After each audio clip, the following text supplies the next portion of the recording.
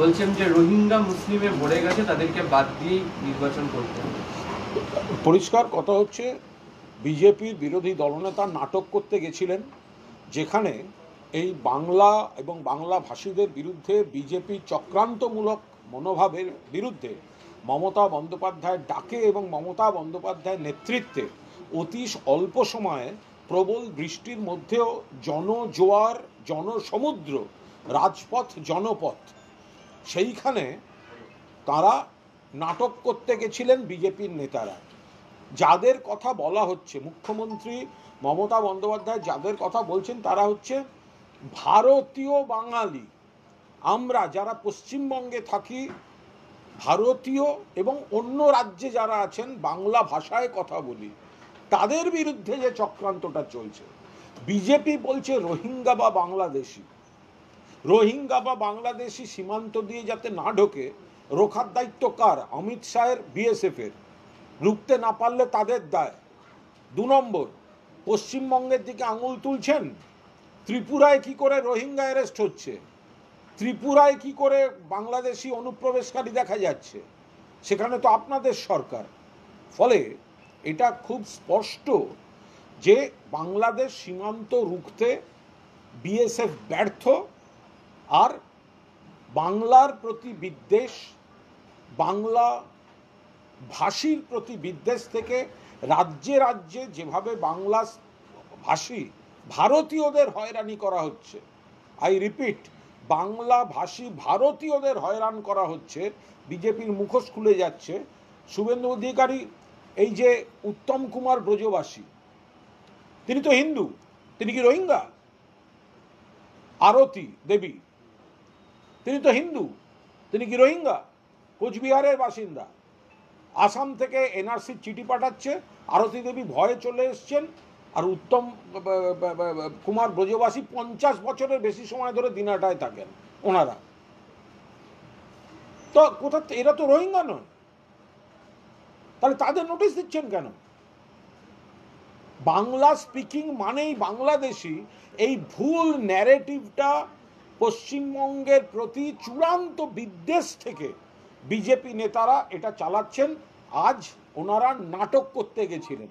Election কমিশনে আমরাই তো উল্টে গেছি, যে অন্য রাজ্যের ভোটার তালিকা আমাদের রাজ্যে ঢুকিয়ে দেওয়া হচ্ছে, কারচুপি হচ্ছে। তৃণমূল কংগ্রেস গিয়ে ডেপুটেশন দিয়েছে, আজকে নাটক করতে গেছেন। কারণ মমতা বন্দ্যোপাধ্যায়ের নেতৃত্বে যে আন্দোলনটা শুরু হয়েছে, বিজেপির এই বাংলা বিরোধী মানসিকতার, বাংলা ভাষী যারা ভারতীয় বাঙালিদের বিরুদ্ধে যে বিজেপির যে ঘৃণার রাজনীতি, তার বিরুদ্ধে মমতা বন্দ্যোপাধ্যায়ের নেতৃত্বে যে আন্দোলন শুরু হয়েছে, তাতে কেঁপে গিয়ে নাটক করতে গেছিল ইয়েতে, ওই নির্বাচন কমিশন। উনি বলছেন যে যেখানে যেখানে বাঙালিরা ধরা পড়ছে, এরা সবাই বাংলায় কথা বলতে শিখে গেছে, এরা হচ্ছে আসলে রোহিঙ্গা মুসলমান, নেপাল বর্ডার দিয়ে আমাদের এখানে ঢুকে গোটা দেশে ছড়িয়ে গেছে। যারা সঠিক সমীক্ষা করে দেখার পর, আচ্ছা, নেপাল বর্ডার দিয়ে যদি উনি বলছেন নেপাল বর্ডার দিয়ে ঢুকে, যারা বর্ডারটা কার? বর্ডারটা কার? বর্ডারটা তো বিএসএফ এর দেখার কথা। যদি বিজেপি নেতারা বলেন বর্ডার দিয়ে ঢুকছে, বর্ডারটা তো রাজ্য পুলিশের নয়, তাহলে এই কুকথাগুলো, মিথ্যা কথাগুলো, বিভ্রান্তি ছড়ানো, এর কাজ কি? কেন করছেন এগুলো? সীমান্ত দিয়ে যদি ঢুকে থাকে কেউ একজনও, রেসপন্সিবিলিটি অমিত শাহের, বিএসএফ এর, আপনাদের। ত্রিপুরায় ঢুকছে কি করে? বিরোধী দলনেতাকে জবাব দিন, ত্রিপুরায় কি করে ঢুকছে? বাংলাদেশ থেকে ত্রিপুরায় ঢুকছে কি করে? আগরতলা থেকে ধরা পড়ছে কি করে? দুটো গ্রুপ ধরা পড়লো, আগরতলা স্টেশন থেকে ট্রেনে করে যাচ্ছিল দিল্লি, আর একটা গ্রুপ আসছিল কলকাতা, ত্রিপুরা দিয়ে ঢুকছে, ধরা পড়েছে। সেগুলোকে আড়াল করে এখানে মিথ্যাচার করছেন। ওরা বলছেন যে কোনো বাঙালি আসলে সমস্যায় পড়েনি।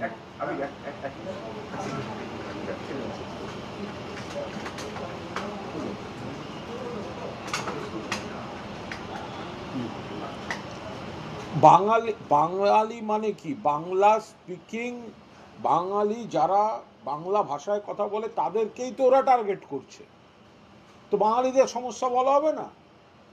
যাদের বৈধ কাগজপত্র আছে, যারা ভারতীয়, কিন্তু বাংলায় কথা বলে, বিভিন্ন রাজ্য বিজেপি শাসিত রাজ্যে সেখানে বলা হচ্ছে বাংলায় কথা বললেই বলছে বাংলাদেশি। তো এটা সমস্যা নয়? যারা বাংলাদেশি বা অবৈধভাবে ঢোকা, আপনারা সীমান্ত আগলাতে পারছেন না, পাহারা দিতে পারছেন না, সীমান্ত থেকে যদি ঢুকে থাকে সে ত্রিপুরা বর্ডার দিয়েও তো ঢুকছে। কিন্তু এখানে যারা বৈধ ভারতীয় নথিপত্র আছে, বলুন এই যে উত্তম কুমার ব্রজবাসী, কোচবিহার দিনাটা, তাকে কেন আসাম থেকে এনআরসি নোটিশ আসবে? 50 বছরের বেশি সময় যারা থাকেন কোচবিহারে, কেন আসবে? তিনি বাঙালি নন, তিনি রোহিঙ্গা। এটাও বলছেন যে বিহারের মতো যদি এখানে তালিকা সংশোধন ঠিকঠাকভাবে হয় 1 কোটি ভোটার বাদ যাবে। আমরাই তো বলেছি, জাতীয় নির্বাচন কমিশনকে তৃণমূল কংগ্রেসই তো বলেছে ভোটার তালিকাটা ঠিক করুন। অন্য রাজ্যের ভোটার আমাদের এখানে ঢুকিয়ে রেখে দিয়েছেন, বিজেপির পারপাস সার্ভ করছেন, সেগুলোকে বাদ দিন, কমান। যেটা মহারাষ্ট্রে করে ওরা কারচুপি করে জিতেছিল, যেটা দিল্লিতে করেছে কেজরিওয়ালরা ধরতে পারেনি, সেটা তো মমতা ব্যানার্জি এখানে ধরেছেন। আমরাই তো বলছি ইলেকশন কমিশনকে, বিজেপি কি বলবে? আমরাই তো বলেছি কমিশনকে যে আপনারা ভুতুড়ে ভোটার ঢুকিয়েছেন, অন্য রাজ্যের ভোটার লিস্ট থেকে এখানে ভোটার ঢুকিয়ে দিয়েছেন, আপনারা ঠিক করুন, আপনারা এই সমস্ত ভোটার এখান থেকে কেটে বাদ দিতে হবে। এ তো আমাদের দাবি। আজকে যে মিছিল হয়েছে তাকে শুভেন্দু অধিকারী বলছেন রোহিঙ্গাদের নিয়ে মিছিল করছেন মমতা বন্দ্যোপাধ্যায়। এই তো এগুলো হচ্ছে হাস্যকর। আজকের মিছিল রাজপথ জনপথ শুধুমাত্র এত অল্প, মানে 48 ঘন্টা 72 ঘন্টার প্রিপারেশন নোটিস, 48 ঘন্টা 72 ঘন্টা, তার মধ্যে লাগাতার বৃষ্টি চলছে, তার মধ্যে এত বড় মিছিল, এবং তাও কি কয়েকটা মাত্র উত্তর কলকাতা, দক্ষিণ কলকাতা, লাগোয়া 2-3টে জেলা, তাতে এই অবস্থা। এই দেখেই ওদের মাথায় স্ক্রু ঢিলা হয়ে গেছে, হয়ে গেল রোহিঙ্গা। পাগল না মাথা খারাপ? মানুষকে অপমান করে, মানুষকে অস্বীকার করে, মানুষের প্রতিবাদ কি উপেক্ষা করে রাজনীতি হতে পারে না। আজ পশ্চিমবঙ্গের বেঙ্গলি স্পিকিং মানুষ শুধু নয়, যারা অবাঙালিরাও আছেন, তারাও মনে করছেন যে তারা যখন পশ্চিমবঙ্গে সসম্মানে থাকেন, তেমনি বিজেপি শাসিত রাজ্যগুলোতেও বেঙ্গলি স্পিকিং বাঙালি ইন্ডিয়ানরা তারাও যেন সসম্মানে থাকেন। এটা গোটা পশ্চিমবঙ্গের স্পিরিট, সেটাই প্রতিধ্বনিত হয়েছে আজকের এই জনজোয়ারে। শ্রমিক ভট্টাচার্য ময়নাগুড়ি থেকে দাবি করেছেন যে 2026 বিধানসভা ভোটে একটা বিশাল সংখ্যক মুসলিম সম্প্রদায়ের ভোট বিজেপির দিকে টার্ন নেবে। আগে উনি এই ব্যাপারে ওনার বিরোধী দলনেতার সঙ্গে কথা বলে নিন। বিরোধী দলনেতা তো বলছেন মুসলমানদের ভোট লাগবে না, মুসলমান মানে অমুক, যত রাজ্যের খারাপ কথাগুলো বলছেন মুসলমানদের নামে। তো শ্রমিক ভট্টাচার্য তিনি আগে এই সমস্ত বলার আগে তিনি তার বিরোধী দলনেতাকে নয় থামান, নয় কথা বলে নিন। আসলে বিজেপি অ্যাজ এ হোল পার্টিটা বাংলায় রিজেক্টেড। এরা বাংলার শত্রু, বাঙালির শত্রু, হিন্দুর শত্রু, মুসলমানের শত্রু, খ্রিস্টানের শত্রু, যে কোনো ধর্মের শত্রু, কারণ এরা ধর্মীয় ভেদাভেদের রাজনীতি করে। আসামে এনআরসিতে বিপদে সব থেকে বেশি হিন্দু পরিবার পড়েছে। আসাম থেকে নোটিশ আসছে উত্তম কুমার ব্রজবাসীর কাছে কোচবিহারের, যিনি ধর্মে হিন্দু। ফলে বিজেপির কেউ উগ্র হিন্দু বলে মুসলমানদের সম্পর্কে খারাপ কথা বলছেন, কেউ আবার ব্যালেন্স করার চেষ্টা করছেন। কিন্তু বিজেপি অ্যাজ এ হোল তারা বাংলার শত্রু। ফলে হিন্দু, মুসলমান, খ্রিস্টান কোনো ধর্মের কোনো অংশই বিজেপিকে ভোট দেবে না। আসামে হিন্দুদের যে দেবত্ব সম্পত্তি আছে সেই উদ্ধারের প্রসঙ্গ টেনে আজকে শ্রমিক ভট্টাচার্য বলেছেন এ রাজ্যেও যে দেবত্ব সম্পত্তি রয়েছে হিন্দুদের সেটা উদ্ধারের একটা ডাক দিয়েছেন। এটা কি আবার নতুন করে তুরুপেত্তা হিন্দুত্ববাদীকে চারা দেওয়া? এরকম কোনো বিষয় নেই। যদি কোথাও দেবোত্তর সম্পত্তি থাকে, যার অধিকার আছে আইনে, এরকম প্রচুর জায়গা রয়েছে। দেবোত্তর সম্পত্তি, মন্দির হিন্দুদের নেই তো? রয়েছে তো। তো কষ্ট করে বিরোধ তৈরি করতে যাচ্ছেন কেন? অনেক সময় দেখা যায় সেগুলো অনেকে শরিকি গণ্ডগোল চলছে নিজের পরিবারের মধ্যে। হ্যাঁ, পুরনো জায়গায়, বহু জায়গায় শরিকি গণ্ডগোল চলছে, বংশের শাখা প্রশাখা বেড়ে শরিকি গণ্ডগোল। ফলে কার কাছ থেকে কে উদ্ধার করবেন? তো আইনে যার তা হবে, কোর্ট বুঝবে। 21শে জুলাই জল্পনা নিয়ে দলেরই একাংশকে খোঁজা দিলীপ ঘোষের তৃণমূল থেকে বিজেপিতে যারা শ্রমিকবাবু আগে দেবোত্তর সম্পত্তি উদ্ধার নিয়ে করার আগে দল বদল করে যারা বিজেপিটা হাইজ্যাক করেছে তাদের কাছ থেকে আগে বিজেপিটাকে উদ্ধার করুন, তারপর আপনি এসব ভাববেন। দিলীপ ঘোষ একটা কথা বলেছেন, 21শে জুলাই জল্পনা নিয়ে দলেরই একাংশকে খোঁজা দিলীপ ঘোষের। তার বক্তব্য, যারা অন্য জায়গা থেকে ডিম ভাত খেয়ে এসে এখানে এসেছেন তারা এই 21শে জুলাই নিয়ে উৎসাহ দেখাচ্ছেন পাল্টা। তার বক্তব্য যে এই নিয়ে বিজেপি পুরনো কর্মীদের কিন্তু কোনো উৎসাহ নেই, পাল্টা যে বিজেপি কর্মসূচি বক্তব্য। এটা দিলীপবাবুর কথা, দিলীপবাবু বলেছেন, তার উপর দাঁড়িয়ে কোনো মন্তব্য করবো না। তার মনে হয়, তার মনে হয়েছে যে এটা, কারণ দিলীপবাবু বুঝতে পেরেছেন যে কোনো অন্য দল থেকে বা তৃণমূল থেকে যাদের জামাই আদর করে নিয়ে গেছিলেন তারা বিজেপির তো কোনো উপকারে আসেইনি, উল্টে বিজেপির মধ্যে নানা বিড়ম্বনা তৈরি করেছে। তার থেকেই দিলীপবাবু নিজের অভিজ্ঞতা থেকে কিছু কথা বলেছেন। প্রধানমন্ত্রী বলেছিলেন যে বছরে 2 কোটি চাকরি, 11 বছরে 22 কোটি চাকরি হওয়ার কথা, হয়েছে 22 লক্ষ চাকরি। বিজেপির আগে এটা কৈফিয়ত দেওয়া উচিত যে 2014 সালে বছরে 2 কোটি চাকরির প্রতিশ্রুতি দিয়েছিল বিজেপি। নরেন্দ্র মোদীজি বছরে 2 কোটি চাকরির প্রতিশ্রুতি দিয়ে তারা ক্ষমতায় এসেছিলেন। তাহলে 2014 থেকে 2025 এই 11 বছরে 2 কোটি চাকরি ধরলে তাহলে 22 কোটি চাকরি হওয়া উচিত। 22 কোটি তো হয়নি, উল্টে বেকার বেড়েছে, উল্টে বিপুল পরিমাণ ছাঁটাই হয়েছে, কর্মসংকোচন হয়েছে, সমস্তভাবে শিল্পের এবং কর্মসংস্থানের ক্ষতি হয়েছে। আর এখন স্ট্যান্ডিং কমিটির মিটিংয়ে সেখানে তারা বলছেন যে তারা 11 বছরে মাত্র 22 লক্ষ চাকরি দিয়েছেন, অর্থাৎ বছরে 2 লক্ষ। কথা ছিল বছরে 2 কোটি, প্রতিশ্রুতি ছিল বছরে 2 কোটি, এখন তথ্য দিচ্ছেন বছরে 2 লাখ। তো তাহলে এই কেন্দ্রীয় সরকারের চাকরির ব্যাপারটা যে কত বড় ভাঁওতা, এবারে যে 2 লাখ সেটা ওনাদের শ্বেতপত্র প্রকাশ করে বলা উচিত যে জরুরি পরিষেবা রেল থেকে শুরু করে বিভিন্ন অ্যাকচুয়ালি কত শূন্য পদ আছে, তার মধ্যে কতটুকু তারা নিয়েছেন, এই নেয়ার মধ্যে আবার ওই অগ্নিবীর ইত্যাদি যেগুলি চুক্তিভিত্তিক সেগুলি ধরছেন কিনা তারও তো সমস্ত ব্যাখ্যা দেওয়া উচিত। এইটা ফাঁস হয়ে গেছে যে আপাত দৃষ্টিতেই বোঝা যাচ্ছে 22 কোটি চাকরির প্রতিশ্রুতি, নিজেরাই বলছেন 22 লক্ষ। দুটো কথা, এক আদৌ 22 লক্ষ তো, আর উল্টো দিকে এটা তো নতুন চাকরির কথা গেল, আর পুরনো যাদের বিপুল সংখ্যক ছাঁটাই, বেকার, প্রতিষ্ঠান বন্ধ এগুলো হয়েছে, সেই সংখ্যাটা ধরলে তো পরিস্থিতি আরো উদ্বেগজনক। অনুপ্রবেশ নিয়ে বারবার রাজ্য সরকারের দিকে আঙুল তোলা হচ্ছে, জমি দিচ্ছি না তাই বিএসএফ কিছু করতে পারছে না। আমরা খুব বলছি বাংলা নিয়ে অনুপ্রবেশ নিয়ে আঙুল তোলার আগে বিজেপি বলুক ত্রিপুরা থেকে অনুপ্রবেশকারী ধরা পড়ছে কেন, সেটা তো ওদের রাজ্য, এর উত্তরটা আগে ওনারা দিন। বাংলা নিয়ে মিথ্যাচার করছেন কেন? এত বড় সীমান্ত, বিপুল জায়গায় কাঁটাতার হয়ে আছে, কোথাও কোথাও যদি কোনো জায়গায় কোনো প্রবলেম থাকে তো সেখানে নজরদারি করাটা আপনাদের কাজ।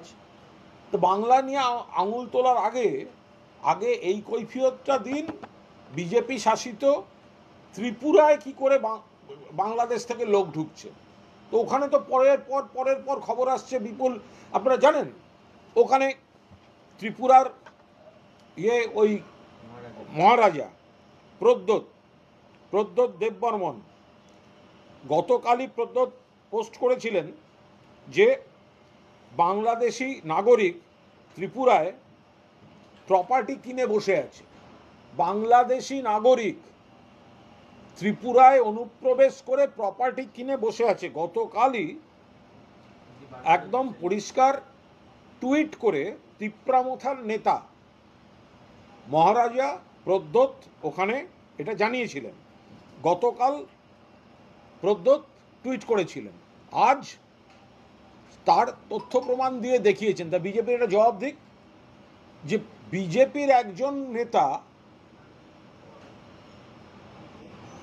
এই জবাবটা তো তাদের দিতে হবে যে ত্রিপুরারই একজন নাগরিক, তিনি বিশিষ্ট নাগরিক, তিনি পরিষ্কার বলছেন যে বাংলাদেশি ঢুকে তারা ওখানে সম্পত্তি কিনছেন ত্রিপুরায়, এবং ত্রিপুরার সেই যিনি বলছেন বিষয়টা, তিনি এত বিপজ্জনক প্রবণতা চলছে ত্রিপুরায়, তিনি পরিষ্কারভাবে লিখেছেন, I have just got documents today to prove a Bangladeshi national has purchased a land in the tribal areas of Tripura and the property was mutated in his name. Bangladesh থেকে এসে কিনলো, মিউটেশন হয়ে গেল। কে বলছেন? ত্রিপুরার মহারাজা প্রদ্যোৎ মাণিক্য। তো এর কৈফিয়তটা বিজেপি দিক, যে ওখানে বাংলাদেশ থেকে ঢুকে সম্পত্তি কিনছে, ওখানে রোহিঙ্গা ধরা পড়ছে, আর ওরা পশ্চিমবঙ্গে এসে কুৎসা করতে আসছে। রেসপন্সিবিলিটিটা বিএসএফের, রেসপন্সিবিলিটি কেন্দ্রীয় সরকারের, ওরা ফেল করছে। একটা ইম্পর্টেন্ট একটি সিবিআই স্ট্যাটাস রিপোর্ট দিয়েছে আরজিকর কেস নিয়ে, আর যেখানে বলছে যে বিনীত গোয়েলের বিরুদ্ধে কোনো প্রমাণ পাওয়া যায়নি, আর নির্যাতিতার সঙ্গে থাকা 4 ডাক্তারের লাইফ ডিটেক্টর টেস্ট, সেখানেও কোনো প্রমাণ তাদের এগেনস্টে বেরোয়নি। তো নির্যাতিতার পরিবারকে বলা হয়েছে আপনাদের কথায় কেন অ্যারেস্ট করবো সিবিআই? এটা তো খুব স্বাভাবিক ব্যাপার, এটা তো খুব স্বাভাবিক ব্যাপার। আরজিকরের ঘটনায় যে ধর্ষণ করেছে এবং খুন করেছে তাকে কলকাতা পুলিশ সঙ্গে সঙ্গে অ্যারেস্ট করে নেয়। এরপরে ওনারাই বলেছিলেন সিবিআই চাই, হাইকোর্টে গেলেন যারা নির্যাতিতার পরিবার, এবং তার সঙ্গে হই হই করে পৈশাচিক নৃত্য করলো সিপিএম, কংগ্রেস আর বিজেপি, তারা গেল। এখন বলছে সিবিআই তো সন্তুষ্ট নয়।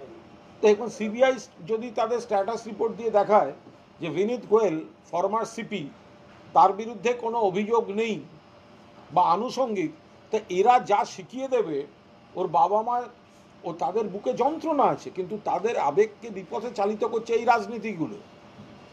তো তাদের কথায় তো সিবিআই অ্যারেস্ট করবে না, কি করে করতে পারে সেটা? ফলে তাদের এখন তাদের উইশ লিস্ট অনুযায়ী তদন্ত হলে সেই তদন্ত মানবো, আর বাকিটা মানবো না। আপনাদের তো trial court, high court, supreme court, 3টে কোর্টে আপনাদের লয়ার ছিল, বড় বড় লয়ার দিয়েছিলেন। কেউ তো কোনো তদন্তের গাফিলতি প্রমাণ করতে পারেননি, বার করতে পারেননি। আপনারা স্টেটমেন্ট করছেন কেন? আপনাদের কোনো লয়ারকে দিয়ে স্টেটমেন্ট করিয়ে দেখান যে তদন্তে কোথায় ভুল ছিল। চ্যালেঞ্জ করছি আপনাদের। আমি আরজিকর কেসে নির্যাতিতার বাবা মাকে পূর্ণ শ্রদ্ধা এবং সম্মান জানিয়ে, তাদের আবেগকে বিপথে চালিত করছে কিছু বিরোধী, আমি চ্যালেঞ্জ করছি যে আপনারা যে স্টেটমেন্ট করছেন সেটা রাজনৈতিক উদ্দেশ্য প্রণোদিত।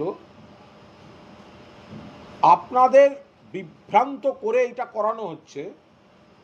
তদন্তে যদি কোথাও অসঙ্গতি বা ভুল থাকে, আপনাদের আইনজীবীকে দিয়ে স্টেটমেন্ট করিয়ে দেখান।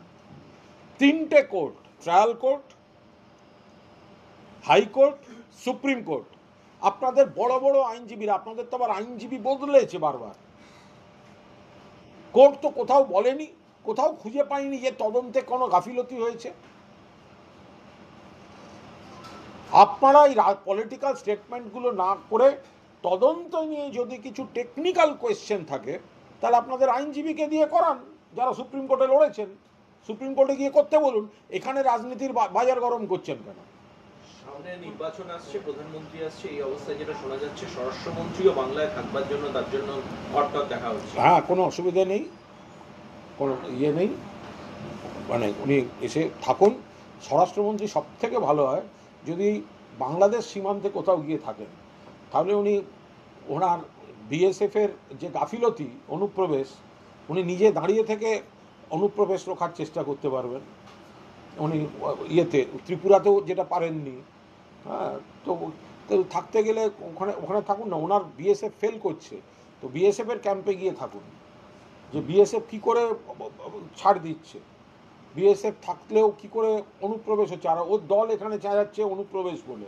আর দায়িত্বটা তো ওনার। আমার মনে হয় উনি বাংলায় থাকতে গেলে বিএসএফ ক্যাম্পে থাকুন।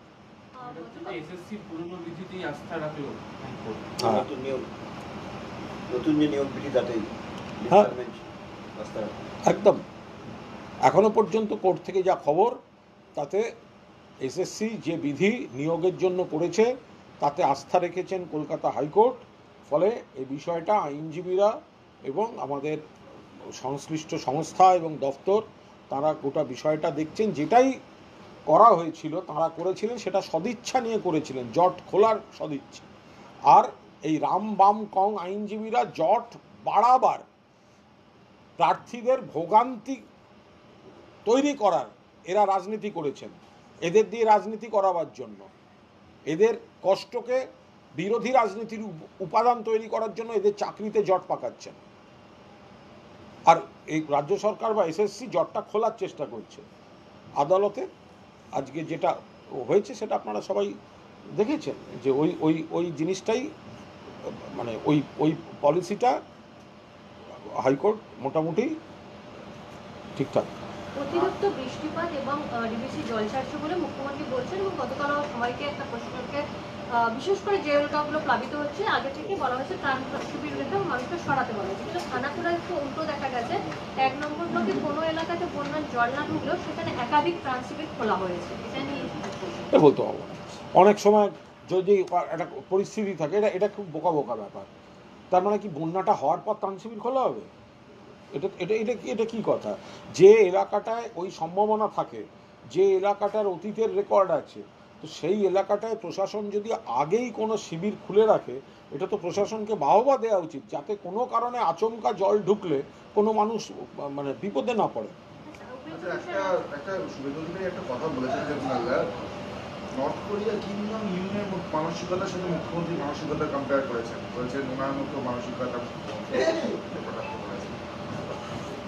সব উনি আসলে 2020 সালের নভেম্বর পর্যন্ত শুধু বাংলার ভারতবর্ষের নেতা নেত্রীদের নাম জানতেন, আর ইদানিং ওই সব খারাপ খারাপ লোকেদের সঙ্গে মিশছেন আর খারাপ খারাপ লোকেদের নাম জানছেন, তাই জন্য এইসব মুখ থেকে বেরিয়ে যাচ্ছে।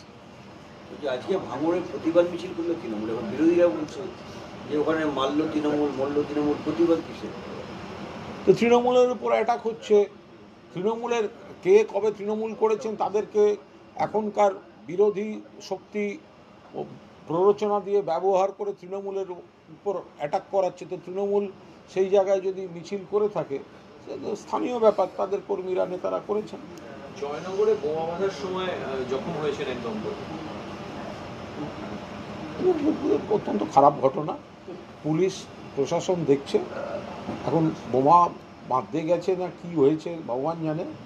তো এইসব বিরোধীরা নানা রকম খারাপ কাজ করে তৃণমূলের উপর তো অ্যাটাক করছে। ওই এলাকায় আপনারা বারবার দেখেছেন বোমা বাঁধতে গেছে কেন? মালদার চাঁচলের 1 নম্বর ব্লকে বেলপুকুরের 6 জন পরিযায়ী শ্রমিক পাঞ্জাবের লুধিয়ানায় গ্রেফতার হয়েছে।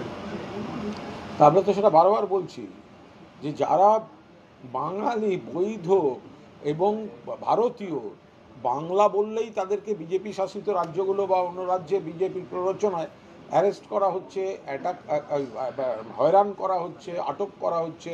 তো সেগুলো নিয়েই তো এই প্রতিবাদটা চলছে।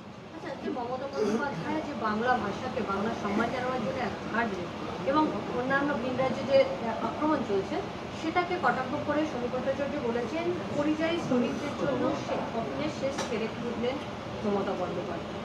এটা অত্যন্ত বোকা বোকা কথা। শ্রমিক ভট্টাচার্য তিনি নিজে নিশ্চয়ই জানবেন যে ভিন রাজ্যের কত লোক এ রাজ্যে কাজ করে। বাংলার যেমন বহু মানুষ বাইরে কাজ করেন, এটা তো মানে মানে নতুন নয়, এটা যুগ যুগ ধরে হয়ে আসছে। কিছু ক্ষেত্রে বংশ পরম্পরা হয়ে আসছে। একজন গিয়ে একটা কোথাও কাজ করেছিলেন, তারপর তার আত্মীয়দের নিয়ে যান, তারপরে তার পরিবারের কাউকে নিয়ে যান, তারপর তার এলাকার কাউকে নিয়ে যান, এসব হতে থাকে। তো আবার অন্য রাজ্যের যে গাদা গাদা লোক এখানে কর্মসংস্থানে রয়েছে সেটা ভুলে যাচ্ছেন কেন বিজেপি নেতারা? বিজেপি নেতারা সেটা ভুলে যাচ্ছেন কেন? আমি তো দেখলাম আজকে প্রাক্তন বিধায়ক দীনেশ বাজাজ তিনি আজকে মিছিলে গেছেন গলায় প্ল্যাকার্ড ঝুলিয়ে, পারলে দেখাবেন ওটা যে আমি রাজস্থানী। কিন্তু আমি বাংলায় সসম্মানে থাকি, এটা শ্রমিক ভট্টাচার্য দীনেশ বাজাজের পোস্টারটা দেখে নেবেন।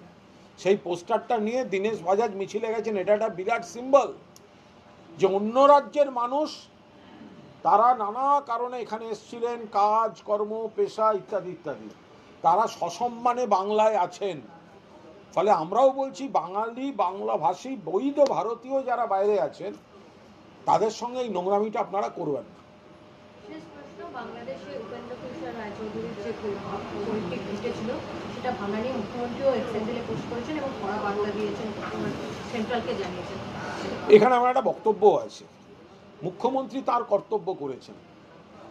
এই যে বাংলাদেশে উপেন্দ্র কিশোর রায়চৌধুরীর তাদের পারিবারিক বাড়িটা ভাঙা হচ্ছে, এটা অত্যন্ত দুঃখের, কারণ এটা একটা বিরল ঐতিহ্য।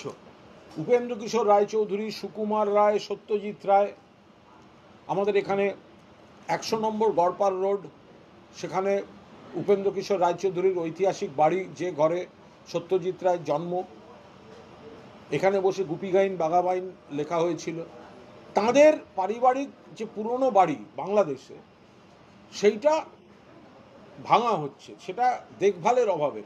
ফলে বাংলার মুখ্যমন্ত্রী নিশ্চিতভাবেই সেটা প্রোটেস্ট করেছেন বা দৃষ্টি আকর্ষণ করেছেন, রক্ষণাবেক্ষণের কথা বলেছেন।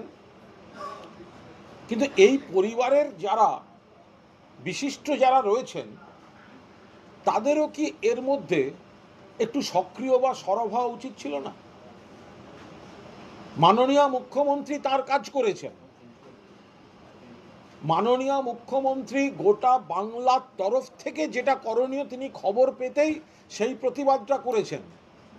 কিন্তু এই পরিবারের যে বিশিষ্টরা রয়েছেন তারা তো তার বাড়ির, আমি মানে আমাদের সামান্য দেশের বাড়ির কাছে গেলে সেই জায়গাটা একবার পুরনো কে কোথায় ছিল গ্রামটা একবার ঘুরে আসি, আপনারা অনেকেই সেটা করেন। তো যাদের পরিবার তারা তাদের এই পারিবারিক ঐতিহ্যটা রাখতে তারা কি চেষ্টা করেছেন? তারা কি পশ্চিমবঙ্গ সরকার, ভারত সরকার, বাংলাদেশ দূতাবাস কোথাও কিছু বলেছেন? তারা গেছেন ওই জায়গাটায় গিয়ে দাঁড়িয়েছেন, ওই বাড়িটায় গিয়ে দাঁড়িয়েছেন একবার। কিন্তু আজ মমতা বন্দ্যোপাধ্যায় সেই কর্তব্যটা বাংলার মুখ্যমন্ত্রী হিসাবে উপেন্দ্র কিশোর রায়চৌধুরী, সুকুমার রায়, সত্যজিৎ রায়ের প্রতি শ্রদ্ধা জানাতে বাংলার মুখ্যমন্ত্রী তার কর্তব্য পালন করছেন। কিন্তু জলটা এত দূর গড়ালো কি করে? দেখুন, প্রত্যেকটা বাড়ির খবর তো আমাদের পক্ষে কারুর পক্ষেই রাখা সম্ভব না, কোনো সরকারের পক্ষে রাখা সম্ভব না যে বাংলাদেশে আমাদের এখানকার কোন মনীষীর বাড়ি বাংলাদেশে কি অবস্থায় আছে। তো সেই পরিবারের মানুষ তো জীবিত রয়েছেন, সসম্মানে রয়েছেন, তারা দৃষ্টি আকর্ষণ করেননি, তারা দেখেননি, তারা খবর রাখবেন না। বাংলার প্রতি যে বঞ্চনার আবহ, এখনো 1 লক্ষ কোটি টাকার উপর পাওনা রয়েছে, সেই আবহে প্রধানমন্ত্রী সফরে আসছেন। কিন্তু আবার ওটা কালকের জন্য রাখলে হয় না? না, ওটা লাগবে। এই যে প্রধানমন্ত্রী যে আসছেন, খালি হাতে আসছেন কেন? প্রধানমন্ত্রী খালি হাতে আসছেন কেন? শুধু ওনার বক বক করাটা শোনার জন্য তো ওনার আসার দরকার নেই। সে তো ওই মন কি বাত, তো মন কি বাত ওইখানেই তো আবল তাবল কথাগুলো উনি বলেন। উনি পশ্চিমবঙ্গে আসছেন কি করতে? বাংলার যেখানে আসছেন দুর্গাপুরে, সেই এলাকায় যারা 100 দিনের কাজ করেছে তাদের টাকা উনি দেননি, তাদের টাকা উনি দেননি। ওখানকার গরিব মানুষেরও আবাসের বাড়ির টাকা দেননি, ওগুলো মমতা ব্যানার্জিকে দিতে হয়েছে। প্রধানমন্ত্রী খালি হাতে শুধু কথা বলতে আসছেন কেন? কোর্টও তো রায় দিয়েছে টাকা দিতে। এক, বাংলার বকেয়া টাকা দেবেন 1,70,000 কোটি টাকার বেশি। 2, বিজেপি শাসিত রাজ্যগুলোতে বাংলা ভাষী ভারতীয়দের উপর যে অন্যায় হয়রানি হচ্ছে তার জন্য তিনি দুঃখ প্রকাশ করবেন প্রকাশ্যে বাংলার মাটিতে দাঁড়িয়ে। এই দুটো হচ্ছে স্পষ্ট কথা। এর বাইরে প্রধানমন্ত্রীর পশ্চিমবঙ্গ সফরের কোনো তাৎপর্য, কোনো ইম্প্যাক্ট, কোনো কৌতূহল কোথাও নেই। এক, বাংলার টাকাটা দেওয়ার কথা ঘোষণা করবেন, বাংলার অধিকার, বাংলার হক, বাংলাকে বঞ্চনা করছেন। 2, বাংলার উপর রাগে যারা বাংলায় কথা বলে কিন্তু ভারতীয়, নথিপত্র আছে, বিভিন্ন স্টেটে যাদের তাদের হ্যারাস করা হচ্ছে, আসাম থেকে নোটিশ পাঠিয়ে পশ্চিমবঙ্গে থাকা বহুদিনের বাসিন্দা বাংলা ভাষীকে উচ্ছেদের নোটিশ দেওয়া হচ্ছে, তার জন্য তিনি দুঃখ প্রকাশ করবেন।